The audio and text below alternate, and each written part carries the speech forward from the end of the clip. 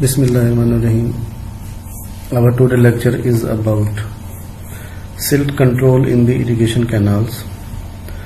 So whenever we offtake a canal from reservoir or mainly from the barrages, usually from the barrages, then our first objective is to divert silt free water into the canal by providing the pond on the upstream side, on the barrage side, and by providing the silt excluding tunnels in the barrage very near to the canal head regulator, and to create a still pond there, and the water which is usually present on the roof of silt excluding tunnel is basically diverted to the canal head regulator. But it is not possible to control this silt, and it is not possible to transfer 100% silt free water into the canal.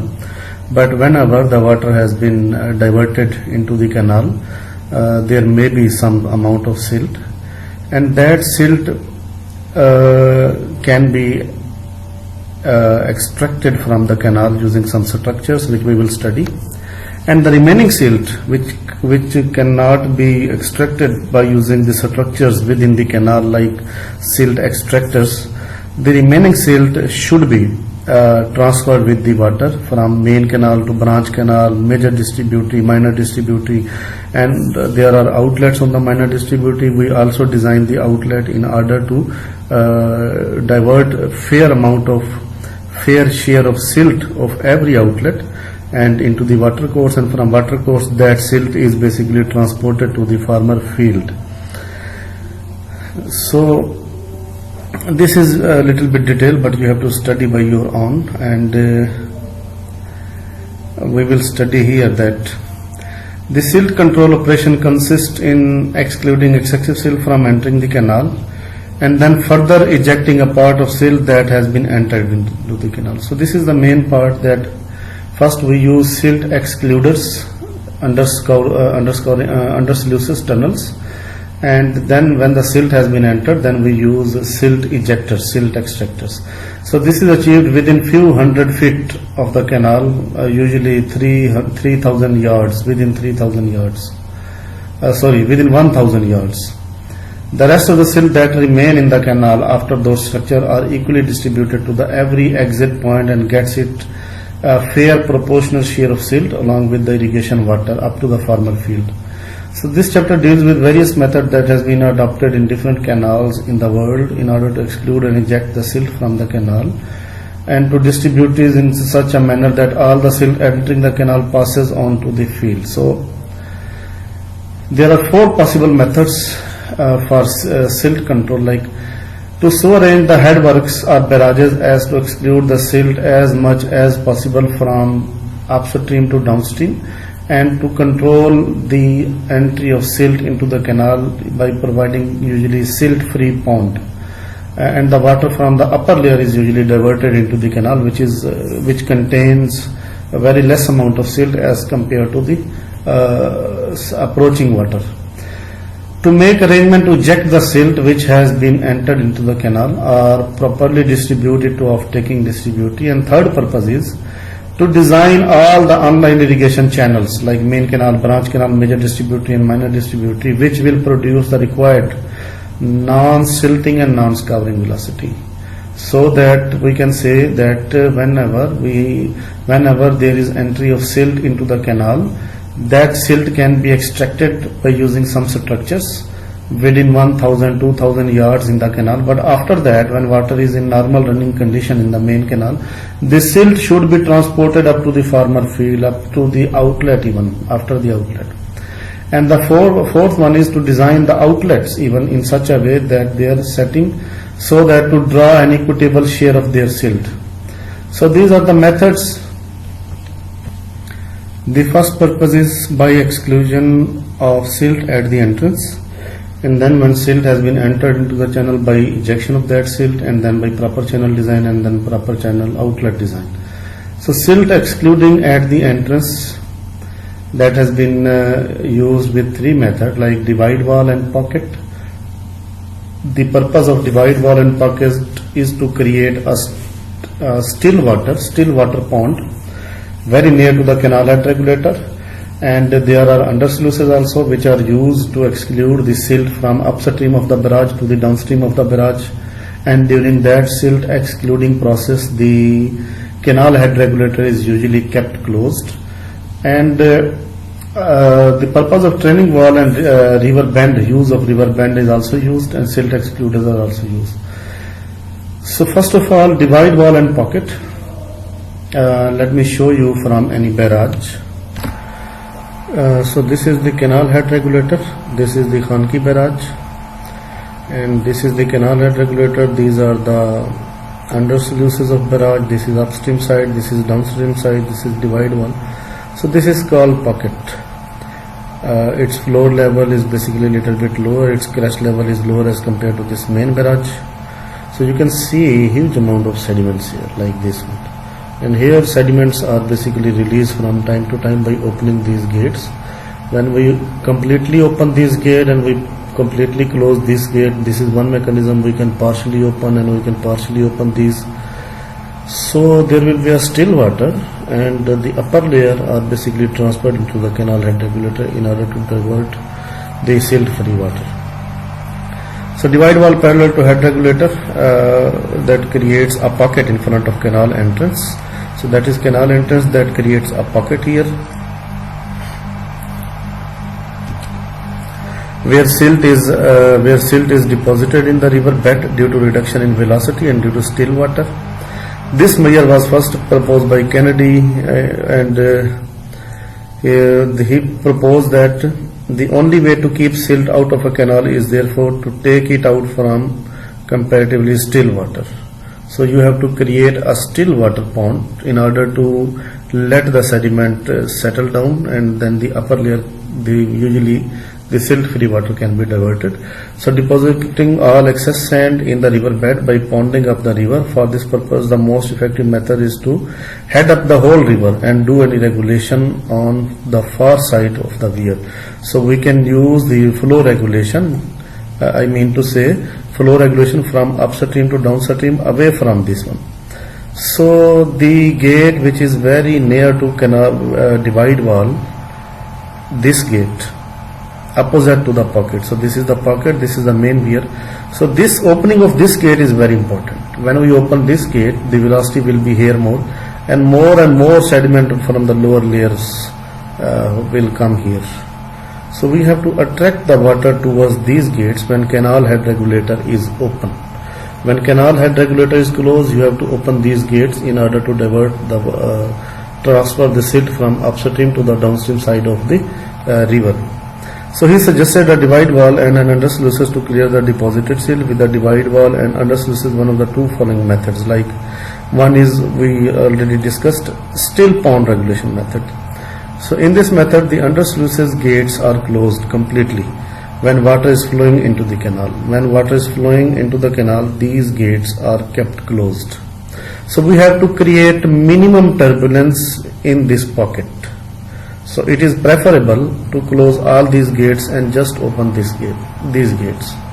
And we have to keep the turbulence very far away from this pocket.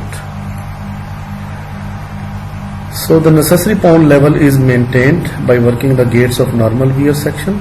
So this is the normal weir section. We have to open and close the gates in order to keep a minimum pond level there.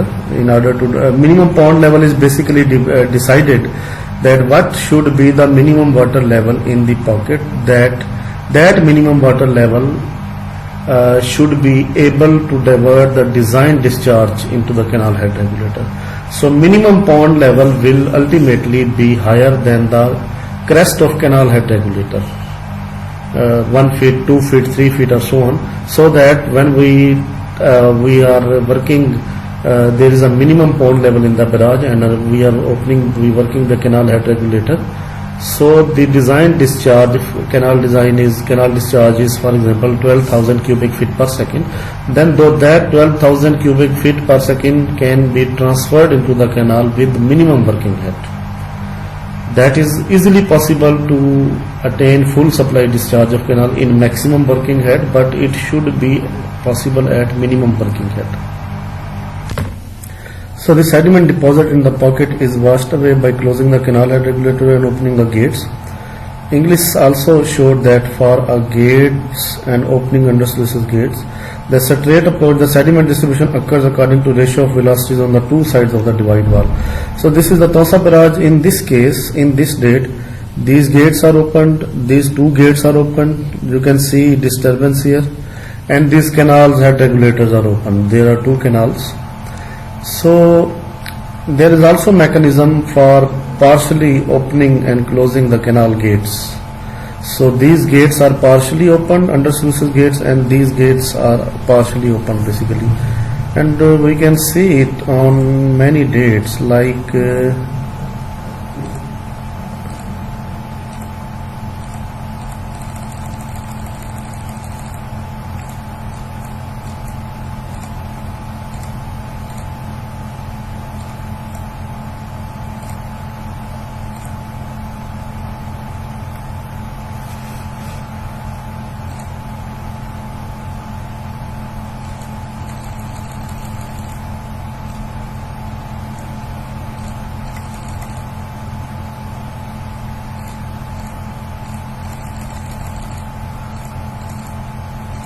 so that is 2020.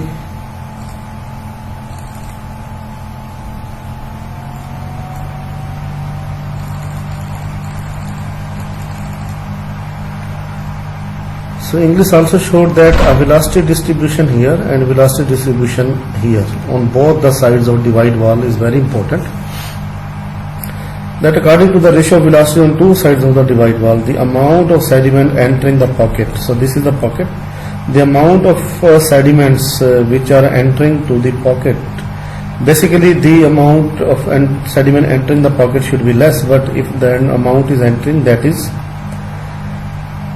inversely proportional to velocity of main barrage to the velocity of pocket, where VB is approach velocity, VB is the approach velocity, the velocity of water at this point, the velocity of water which is approaching to the barrage.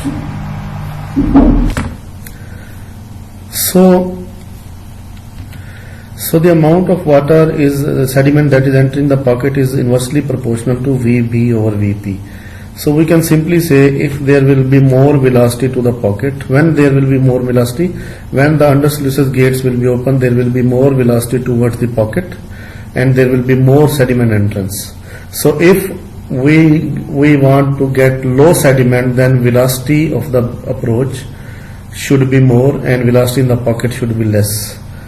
So VP is minimum when the under sluices gates are completely closed and pocket is drawing just enough water to feed the canal. So that Mushtaq Ahmed also indicated that VB over VB can further be increased. We have to increase this ratio. We have to minimize pocket velocity, and pocket velocity can be minimized by opening the barrage gates adjacent to the divide wall. So you can see here in this picture there is these gates are opened also. So some of these gates are closed. You can see there is no disturbance here, there is no hydraulic jump formation, but these two gates are open. So this is the reason to open the gates which are opposite to the pocket, very near to the divide wall, just adjacent to the divide wall. So if we can open these gates and we are opening the canal head regulator, we will get minimum sediment entry into this pocket, but sediment entry cannot be stopped fully. So the sediment which will enter the pocket, that can be drained by closing the canal head regulator and opening the under sluices gates. So second is semi-open flow regulation. So this is the Tosa barrage. So it is working at semi-open. All these gates are open, semi-open, and these are also open. Canal head regulation is also in open condition.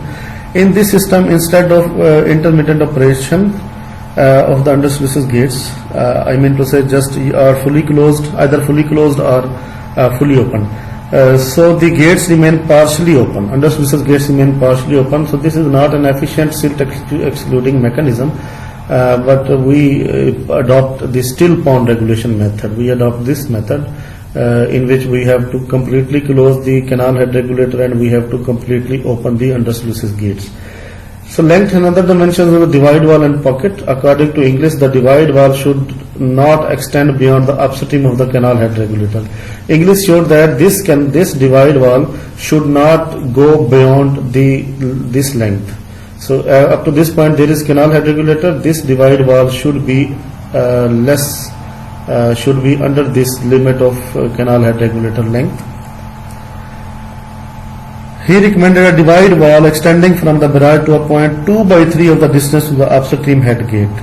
So for example, from this to this, if there is a distance of 90 feet, then the divide wall should be of 60 feet. So this is showed by English.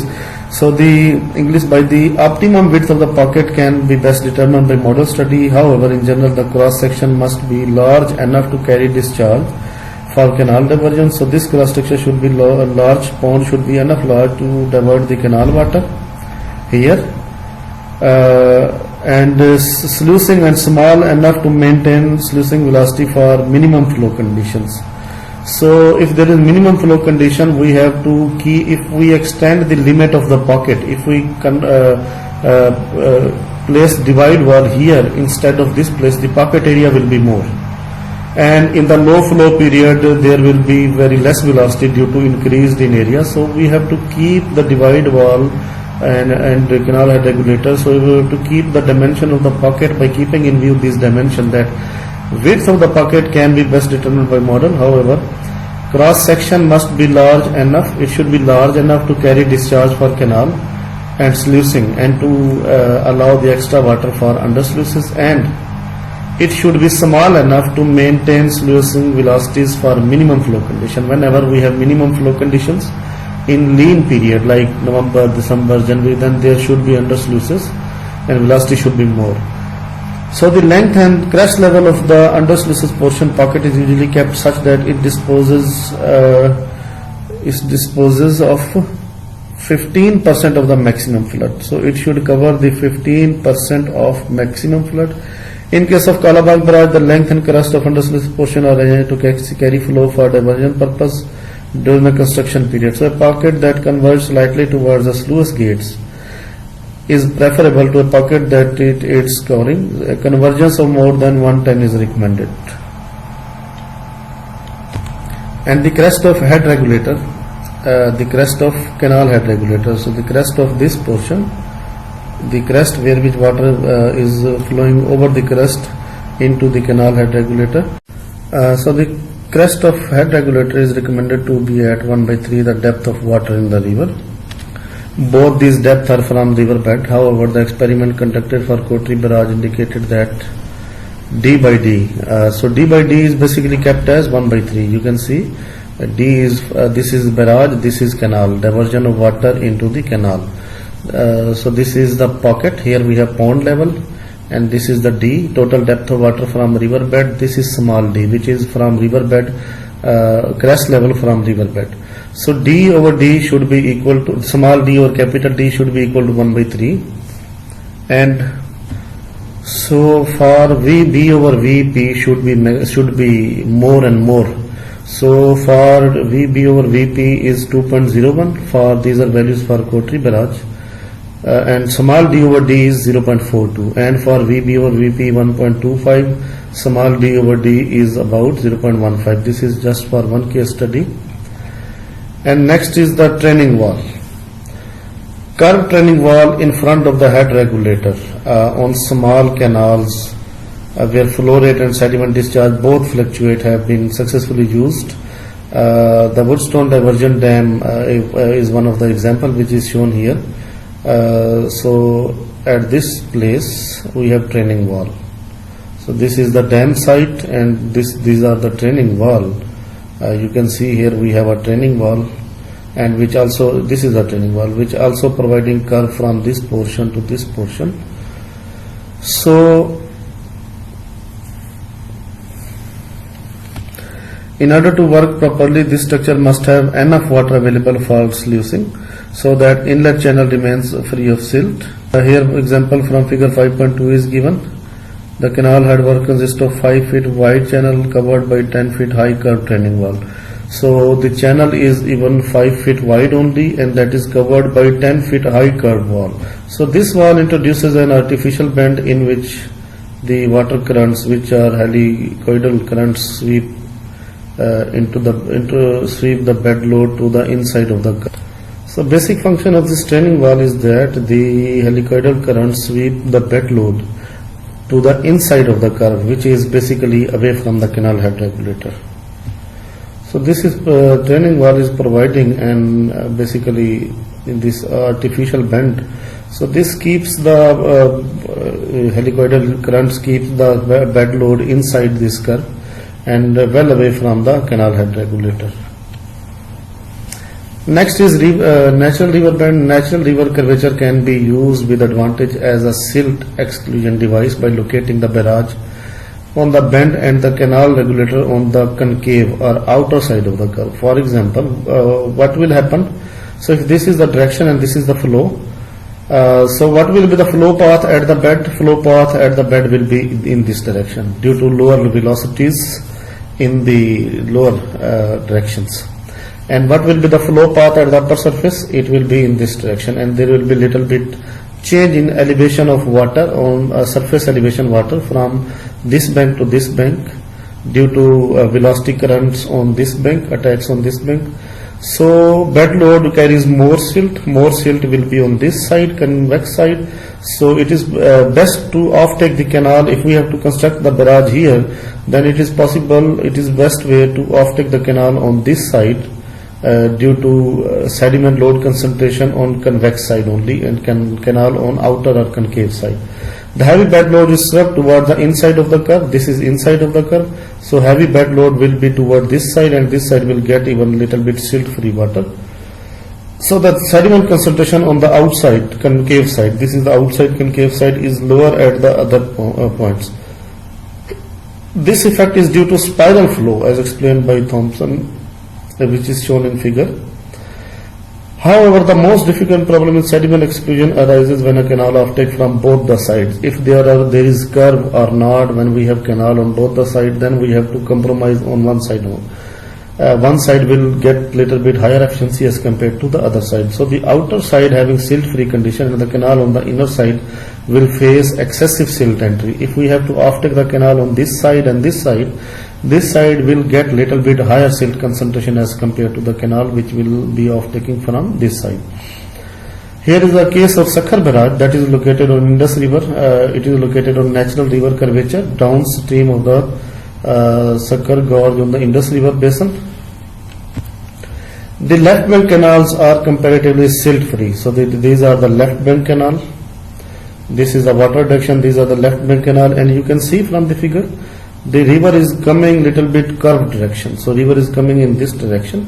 There is a curve. This is the outer side, little bit outer side, and here we have the fourth canal, Nara canal, East canal, and Rodi canal, and West canal, and here we have Rice canal, Dadu canal. So, but on this side, on the inner side, there is formation of a complete island, which is now protected with cemented concrete blocks in order to keep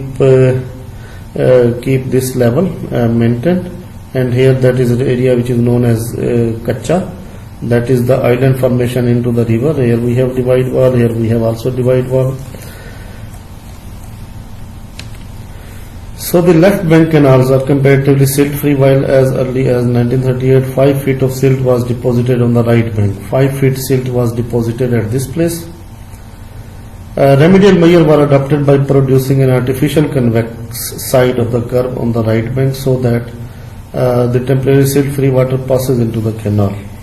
And the purpose was to ensure comparatively silt-free water which passes into these canals which are present on the right bank. This was done by creating an island which required the closure of 10 bays. So the 10 bays after the canal head regulator. So these are basically sacrificed, which reduces its discharge carrying capacity.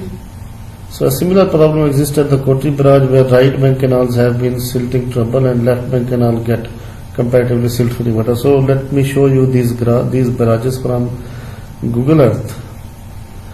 So this can be serious problem of island formation in the river channel close to the barrage if floods are of lower intensity than the design flood. So New Sidnai barrage is also one of the example. However, natural stable curvature in the river with canals of taking on the outside curve with a still pond is the best and cheapest method. So let me show you from Google Earth. So this is the case which I was discussing, Sakhar barrage in Indus River in Sindh province of Pakistan. These are the canals which are off taking on the left bank. So these are the canals which are off taking on the right bank. So in right bank canal there is a formation of island. You can see the similar picture here. So that island was created, and here we have one channel, and that island basically covered 10 bays. And you can see I think the divide wall is basically, here is one divide wall, you can see the divide wall here, and here the divide wall was this, from this point up to somewhat here, and this is an island creation here, and the water which is coming into the canal is coming through this channel, and this channel was here, and water in the right bank canal is entering from here.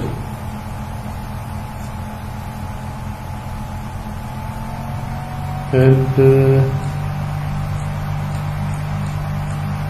there are also some concrete blocks on this side which are usually not visible at this time. Maybe little bit soil there, maybe on the concrete blocks. So these are the canal head regulators, 1, 2 and 3, and 4 canal on the other side. You can see here there is a little bit island formation here. 1 canal, 2 canal, 3 canal and 4 canals are also there. So let me show you Kotri barrage.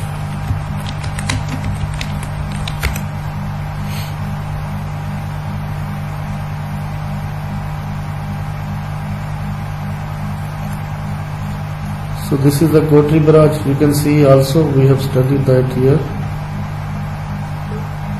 that Kotri barrage. A similar problem exists at Kotri barrage where right bank canals have silting troubles and left bank canal get the silt free water. So these are the right bank canal, these are the left bank canal which are taking silt free water. Here we have silting problem. You can see silt here, and here we have the divide walls also. So let me show you.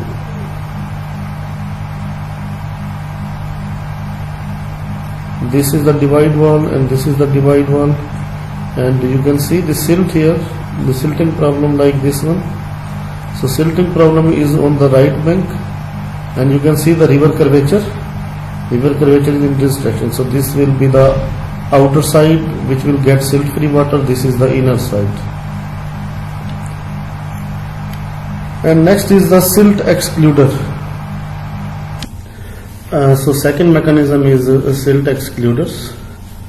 So these silt excluder we already studied in the barrages, these are the silt excluding tunnels provided at this side near to the canal head regulator. So no need to discuss this. We already discussed the tunnel discharge through the under sluices. We recommended 20% of the canal discharge.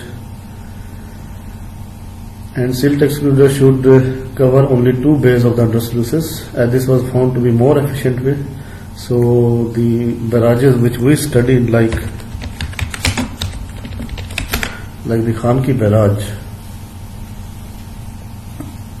which we already discussed in our barrage chapter, it includes only the 2 bays for under sluices portion. You can see here. So let me show you that here. So these first 2 bays are considered. So these are the tunnel. This is the slab of the tunnel. On this slab, water enters the canal head regulator, and the top of the silt excluder slab should be flushed with the head regulator crest. So on the slab, on this roof, on this slab, there is a canal head regulator at some depth, and that depth is 1/3 of the depth of water. and can be calculated that 1/3 depth of water minus the slab thickness. We have to minus the slab thickness also. So it is being discussed this case that d/3 is 1/3, so there is also the slab thickness. We have also subtract the slab thickness.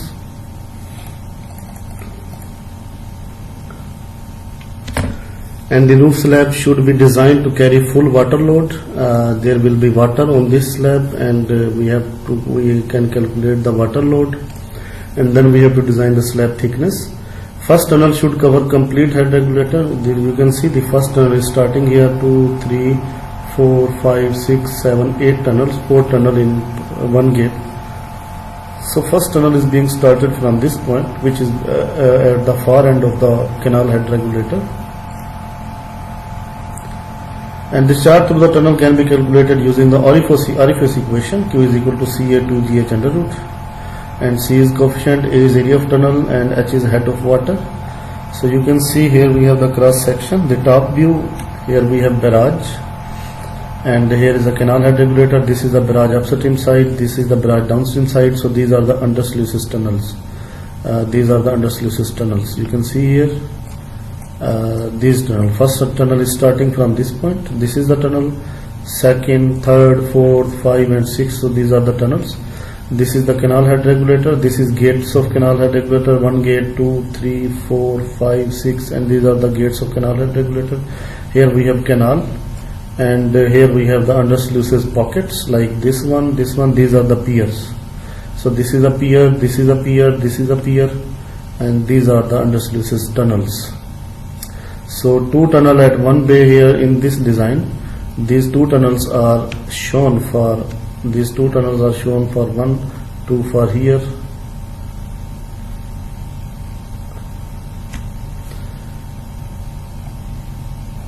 and where in this equation C can be calculated using this equation, which we need R, hydraulic mean radius, and length of the tunnel.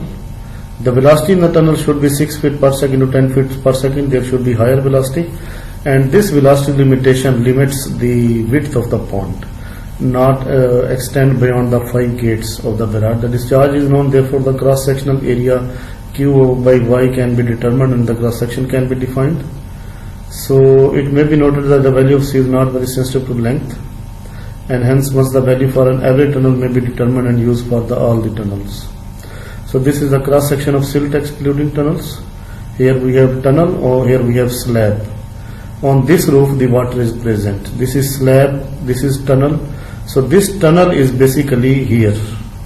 This tunnel is coming here and diverting water up to this point, up to downstream. And this slab is roof of this tunnel. So this is a roof. On this roof there is a pond level which is diverting water. So that is a pond level which is diverting water in Z direction.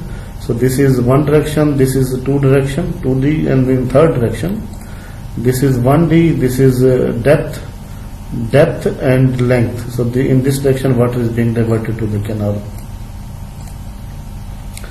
Efficiency of silt excluder. Efficiency can be calculated by the 2 or 3 different equations like E, where I is the silt intensity in approach channel in ppm, IF that is in approach channel, and IC is the silt intensity in the canal.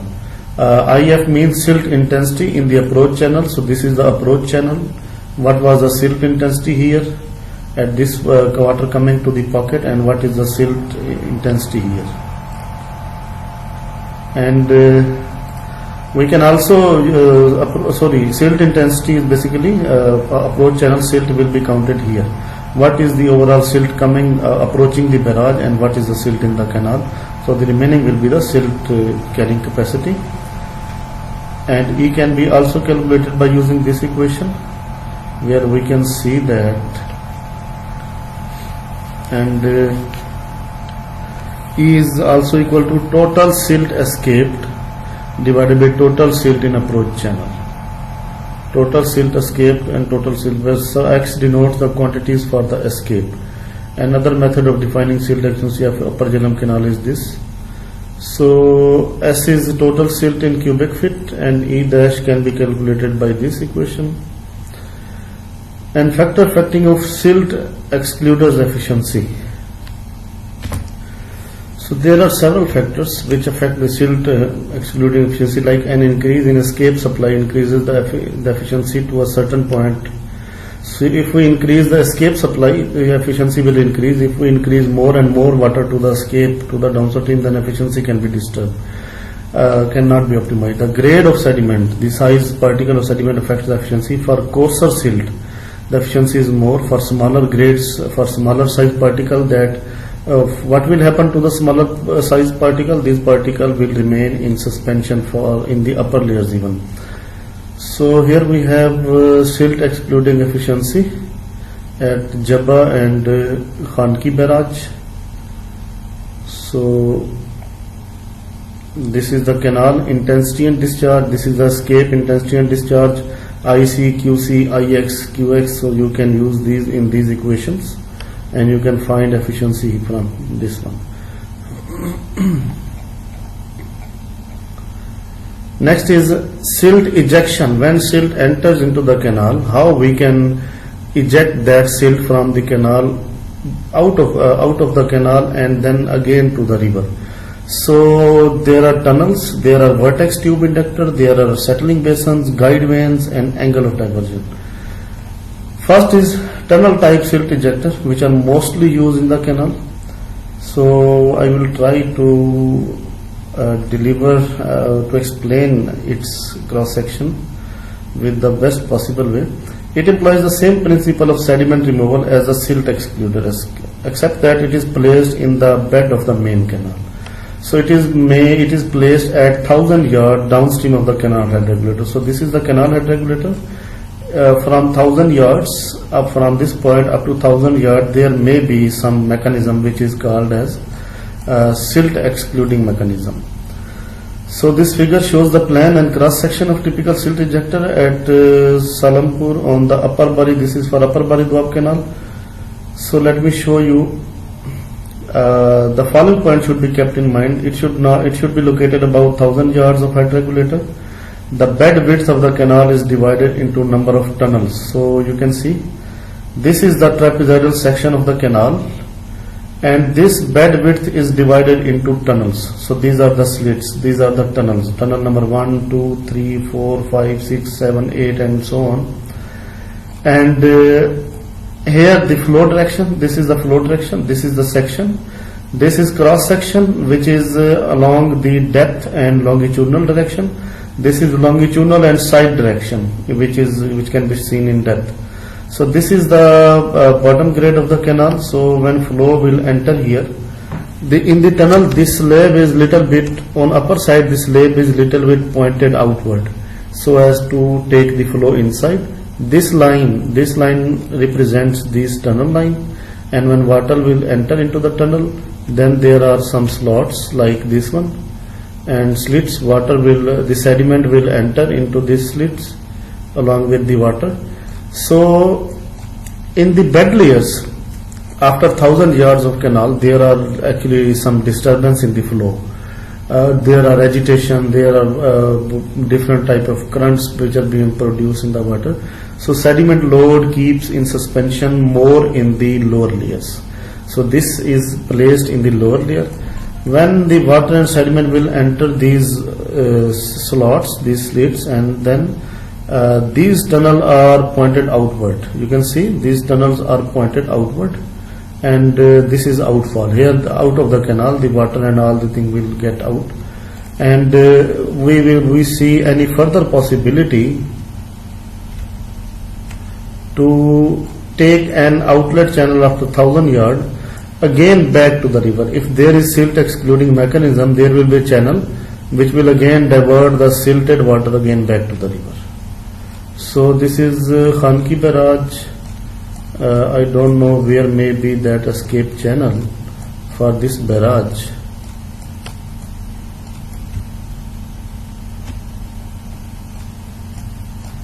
So this is the river, that may be the escape channel. The canal is coming here, and from this point I think that may be the escape channel. So the bed width of the canal is divided into number of tunnels. These tunnels curve to right or left pass under the canal bank to determine to terminate in a rectangular which is provided with gates. So these are rectangular after that, and which is provided with gates to regulate the discharge. Here we have gates some, and we can regulate as per the design discharge of these tunnels. The height of the tunnel, this height of the tunnel should be 25% of the design depth in the water in the canal. If the water depth in the canal is designed as for example 30, then tunnel height should be 30 into 0.25 feet. Top of slab of tunnel should project 1.5 feet to 2 feet upstream at the entrance. So that is this point. This tunnel is little bit pointed in upstream direction. That width up, that projected length may be 1.5 to 2 feet.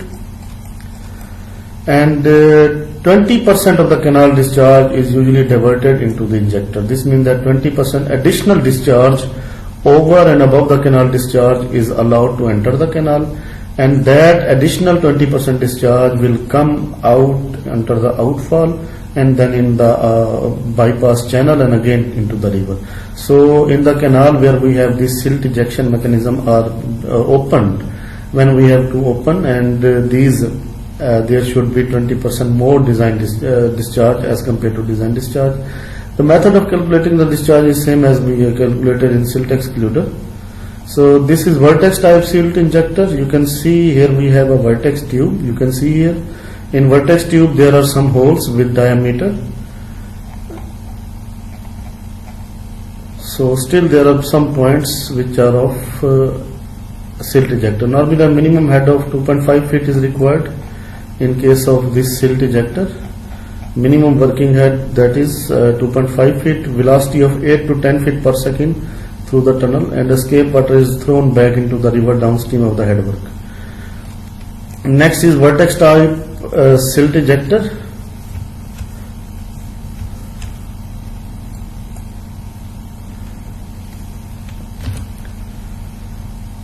Partial pioneered works on the water tube silt ejector, and his objective was to eliminate bed load sediment from the channel again back into the river. So especially from the power channel, it consists of a tube of suitable diameter embedded across the canal bed. So this is a tube of diameter which is placed in the canal bed, and which is usually placed at some angle. So water in the bottom layer containing most of bed load enters the tube along its length and is given vertex motion. So what is vertex motion? The particle will enter in that tube tangentially and will get some type of circular motion. So that turbulence thus keep that particle in suspension. While water thus trapped is led away and thrown out of the canal or one end of the tube. So there are some experiment for a 4-inch diameter tube with a velocity of 2.5 feet per second, and the lip 10 to 15% of the total canal discharge is wasted. The rate of spiral rotation, which we discussed when the particle will enter tangentially in the tube, the pressure and water velocity will cause it to rotate at a RPM of 200, which is capable of moving that particles of hen's egg size, large particles. So the axis of tube had been set an angle of 30 degree with the direction of flow. It is not perpendicular to the flow. So you can see if we have the canal flow direction, so that tube is not vertical. That tube is always at some angle, 30 to 40 degree angle in the direction of water. In the direction, and tube has given a slope of 2 to 4 in towards the outlet. So tube is placed oblique in both the direction. It is not perpendicular to the flow direction. It is at 30 degree to the flow, and the slope, which is from one end of the tube to the other end, either from left to right or from right to left, that is 2 to 4 towards the outlet. Water discharge through this tube was only 3% of the canal discharge. By changing the angle from 30 to 45, the efficiency can be increased. So there are different studies which are also, so that vertex tube is placed in Dera Ghazi Khan canal, bed width 300 feet and depth 12.99 feet, and the recommendation are follow for that canal. So there is a vertex type tube injector. This vertex type tube injector is placed in Dera Ghazi Khan main canal at Tausa Barrage, which we were seeing in that picture. So that is full supply level, that is bed width, and you can see at the initial point the canal is being diverged. You can see this is supply, this is downstream side at this portion. This vertex tube, here we have tube, and this tube is placed at 30-degree angle. It is now straight in this point, and it has some slope from this point to this point, or from this point to this point. And here are some recommendations that maximum efficiency of this injector is obtained at fluid number 0.8. When fluid number is less than 1, flow is subcritical, and it is best to design all the channels in fluid number less than 1. The diameter of the pipe should be nearly equal to the depth of flow compatible with discharge extraction requirement. And the width of silt has very little effect on the efficiency of the injector. Thus it affects the discharging capacity only. Size does not matter, and the two lips of the vertex tube should be at the same level. And for a large canal, a single slit across the canal, even when placed obliquely, does not work efficiently for its entire length, as discharge per foot run entering the vertex tube along the entire length is not the same. Sometimes discharge is little bit different at these portions. As a result, tube gets partially clogged. You can see being the maximum at the exit and minimum at the blind end. So by dividing the vertex tube length into two equal halves, instead of providing one complete, we can divide it with two equal halves and providing the independent exit for both to the outer ends. So you can see here we have this vertex tube. We can use some mechanism like we have to divide it from center, and we can get the oblique ends, the corner ends. The efficiency of the injector remains constant for up to particular range of discharge. So lacy channel has fluid number 0.2, whereas the type of injector gives best result at higher fluid number, which is near to critical. So this value can be achieved by fluming. So if fluid number is 0.2, it means the velocity is less. Fluid number is 0.8, velocity is more. So you can see here the fluming is provided. This is the canal head regulator. When water has entered into the canal head regulator, from this point to this point we have a supply, we have an expand, we have an effluent of here you can see this is the original canal area. This one and this line is same, and this line is at the same position. So here the fluming is provided. Here the fluming is provided. And this supply divergence of this flume is 1:5. So what is purpose of this fluming? In order to increase the velocity and to increase the fluid number, and at this fluid number the vertex type silt injector provides very good efficiency. This injector provides very good efficiency. The advantage of this injector is that for much less discharge extraction it gives only the same efficiency as conventional type silt injector. Settling basins are the enlarged solutions, sections in the canal downstream of the head regulator. The main purpose is to widen and deepen the canal sections, and these widen and deepen section will produce very lower velocity, and thereby the particles which are already in suspension may be settled down. And with help of some mechanical devices, mechanical means, or sluicing, the settled load is removed and transported away from the canal. So that is not very effectively used in the world. Whereas the injectors and excluder described above are meant to eject or exclude heavier silt particle, either rolling along the bed or in the lower layers of the water. So these settling basin remove suspended, very fine suspended load. Settling tanks are being used on some projects in United States. And it is very costly for Indo-Pak in India, since it involves mechanical equipment, fuel cost, labor cost, transportation cost, and disposal site for the sediment load, which are removed basically. The safe is again the river. So the cost for removing sediment at one of the station in USA by 10 hydraulic mechanical devices, which is capable of removing 110 cubic yards per hour sediment from a 20 feet depth below the water surface to a 10 feet above the water surface, and the distance of 2000 feet was approximately $0.36 per cubic yard. So that is very huge cost and cannot be implemented. So vertex tube and silt extractors are basically the best devices.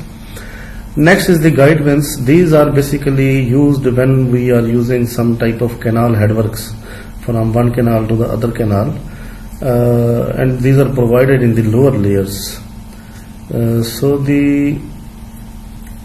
These are used proper distribution of silt between the parent channel and the distributary, and are therefore slightly different in function from those are described which are used in rivers. So in order to introduce these in Indo-Pak subcontinent, first engineer was King, who presented 3 papers at the Punjab Engineering Congress. So he suggested that guide vanes can be placed in the main channels like main canal, major distributary, and the basic principle of the guide vanes is to deflect the bottom layer away from the distributary head regulator. So if flow is in this direction, these guide vanes are basically allowing the upper layer to flow on upper side of this, and these are deflecting the lower layer well away from, from this position, and these are deflecting lower layer away from this canal head regulator, and these are allowing the upper layer in up to the canal head regulator in order to transfer fair share of silt. So these are types. First type is surface vanes. Surface vanes are supported by raft arrangement from which they are being mounted. They are pivoted and are projected downwards into the water deep enough to influence the direction of flow of the surface water. So these are surface vanes. Their starting point is at surface. These are at raft arrangement, and these are projected into the water. So a suitable relationship between various parameters like discharge, silt contents, length, angle, depth of silt vanes can be best determined for specific situation by model studies. Top surface vanes may be effective as bottom vanes in reducing the heavy bed load entry into the distributary. So these are the bottom guide vanes. And major drawback of surface vanes is that floating debris material is trapped. So these guide vanes are at the bottom layers. So these are the surface vanes. These are allowing the lower water layer passing below this one, and but these are projected into downward direction. These are the bottom guide vanes. These are placed on the channel bottom, and these are projected upward to a certain depth of water with below the full supply level, so that they can be submerged. So they are placed in such a manner that they deflect the bottom layer away from the regulator. King guide vanes. So these are also, this is example of type design for silt vanes. So this is figure 5.12. This is king guide vane. These king guide vanes are called as silt vanes, presented at Punjab Engineering Congress 1922. He presented and given complete design for bottom guide vanes, which are known as king guide vane, presented by him. He gave the following important guideline: the height of the vane must be 1/3 to 1/4 depth of parent channel, or even more in bad cases where we have more and more silt problem. So these are the guide vanes which are basically projected in little bit upward direction, and the upstream end of the vane should be sloped 1/4 and the downstream end should be vertical, and the length of pitching upstream of the vanes should be at least 50 to 100 feet and even more according to the depth. And these are the values recommended for the X, Y and R. You can see X is this height and Y is this height. This is the parent channel. These are pointed in upward direction. Now these are not suitable when the parent channel is small and space is limited, when discharge of off-taking channel is more than 1/3 of the parent channel, and danger is that deflecting water flowing into the off-take may generate high velocity and thus pick up bed load silt. And it is not suitable in a channel where water level variation is high. It is not suitable when the off-taking channel is small and takes off from a deep parent channel. Next is the last is the angle of diversion. We can use the natural angle of diversion, like we were discussing when we have barrage and when we at the outer side, concave side, we can off-take the canal. We can use the advantage of natural curve in the river. Usually the distributor takes an excessive share of silt from the main canal. In order to reduce that excessive sharing of silt into any distributor from the main canal, that will result in heavy silting at the head reach. A proper distribution may be achieved by provision of silt veins, as we discussed earlier, or some sort of other mechanism, but it is also possible to improve silt distribution between the parent channel and offtake by suitable angle of diversion and to given a takeoff angle without having to use silt veins. So the silting of the offtake is caused by the fact that lower layer of water in the main stream have a lower velocity and lower momentum, and therefore they may be easily deflected into the offtake than the top layer, which have greater momentum. So the flow straight down into the main channel require greater force to turn them into the offtake channel. So therefore 90-degree takeoff, where takeoff is perpendicular main canal, produces in effect a curvature in flow which offtake, as if we place like, let me show you here, we have a main stream and this is the angle of diversion. If we take at 90 degrees, it is not possible for the upper layer. If this angle, which is branch canal from main canal, if that angle is perpendicular to this flow, if canal off-taking channel, this is off-taking channel, if that is off-taking from this canal in this 90-degree direction, then what will happen? The upper layer will move straight in the parent channel, but in the next off-taking channel, the water from the lower layer will enter, and that will transfer the heavier particle, more and more sediment into this one as compared to its share of water. So we can use the angle of diversion. If we use angle of diversion like this way, the angle of branch or diversion, this is the angle of diversion. It should be minimum. It should not be more than 60. Some recommend it should not be more than 60. So if this angle is minimum, that means the top layer velocity currents which are moving in this direction, that may enter here as compared to 90-degree angle. Various investigations, particularly those carried by Egyptian engineers, have attached much importance to the angle of diversion and found that model studies are the best design guide for fixing the angle of diversion.